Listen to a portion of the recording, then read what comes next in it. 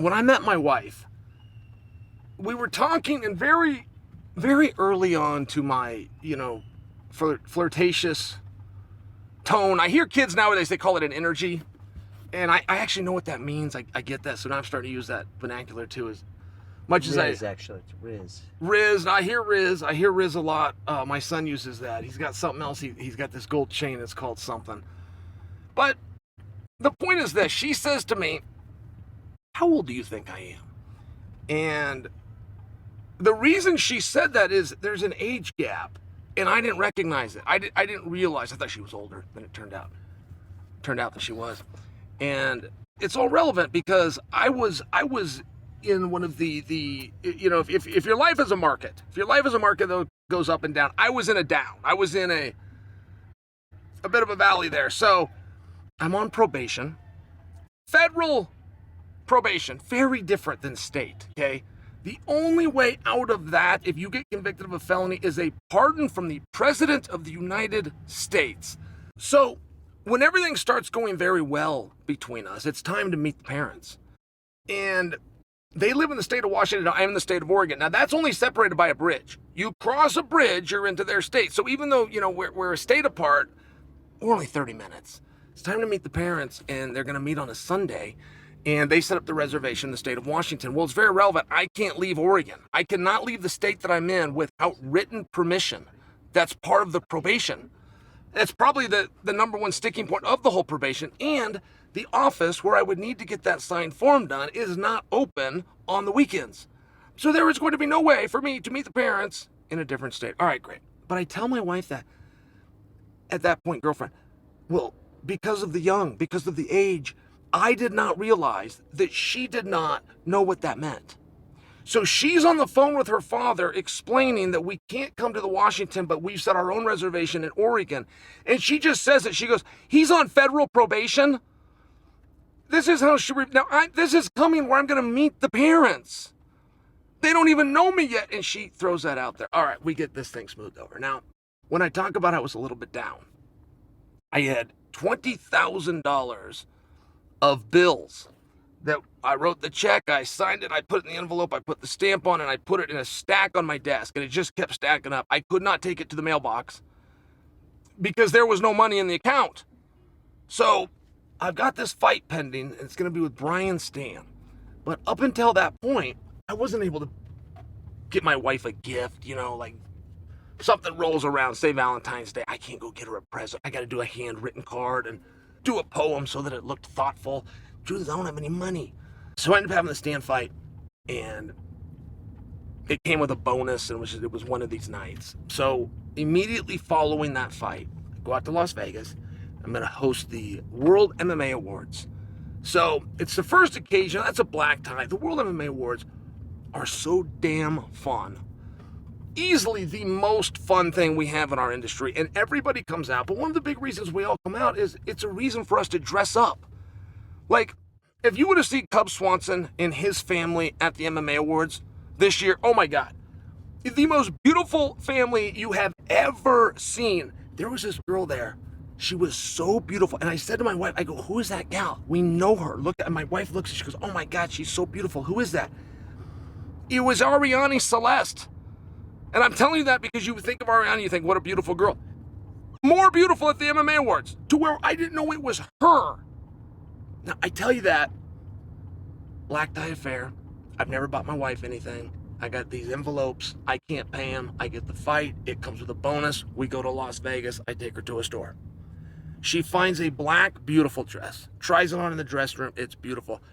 She said, hey, honey, we can't do this. And she's trying to tell me how expensive it is.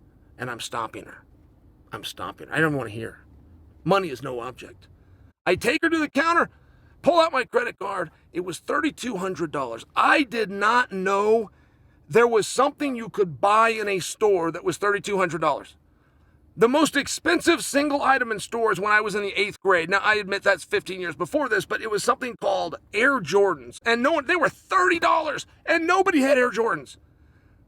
They were killing people in the streets taking their Air Jordans. And that was $30. Now, I knew you could buy some pants and some jeans. You could get up to $90. You might even get to $150 in a certain Nordstrom's.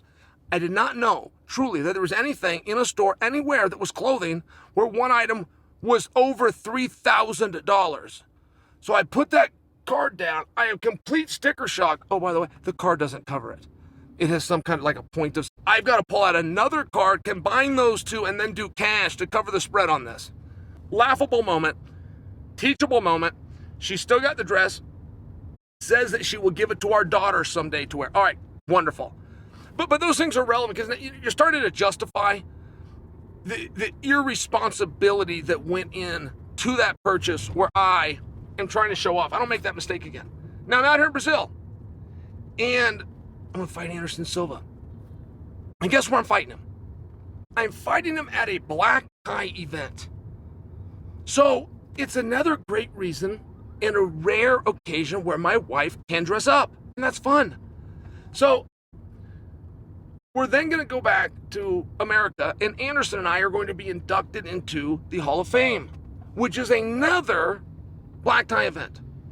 So now we've got a situation where we can go get her one dress. She can wear it to two events, not have to hold it and give it to our daughter someday. She can actually wear it to two events. Go to the store in Brazil. Brazil, where I'm told people are struggling. Brazil, where I'm told that they don't have things in abundance and wasteful people like we have in America. I go to a mall that is the nicest and most expensive mall of my life, and my wife puts an outfit on. Now, we're at a place called Dolce and Gabbana, Garbanze and Dolce and Gabbana, something like this. And I know that that's a somewhat fashionable brand, but that's not like Gucci, that's not like Chanel, of which I just been to the Gucci store, the Prada store, and the Chanel store. The one thing that I found at Chanel, it was a two-piece, but altogether, it was $9,000, which is 3 times higher than the single most expensive thing I've ever purchased in my life, and I only purchased it on accident.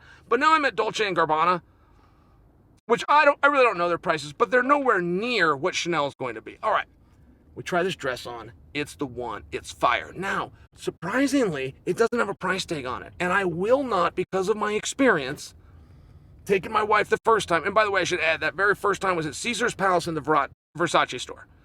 So I won't make that mistake, but because of that lesson, so I'm looking for a price tag.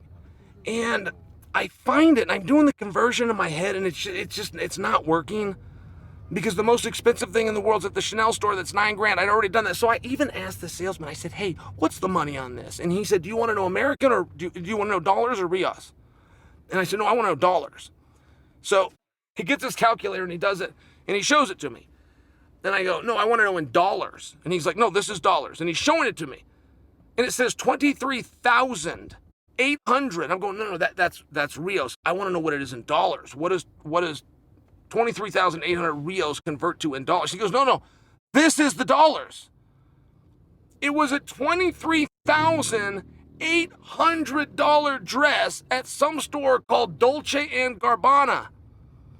I thought the most expensive thing in the world is when Versace took me in 2009 for $3,000 plus.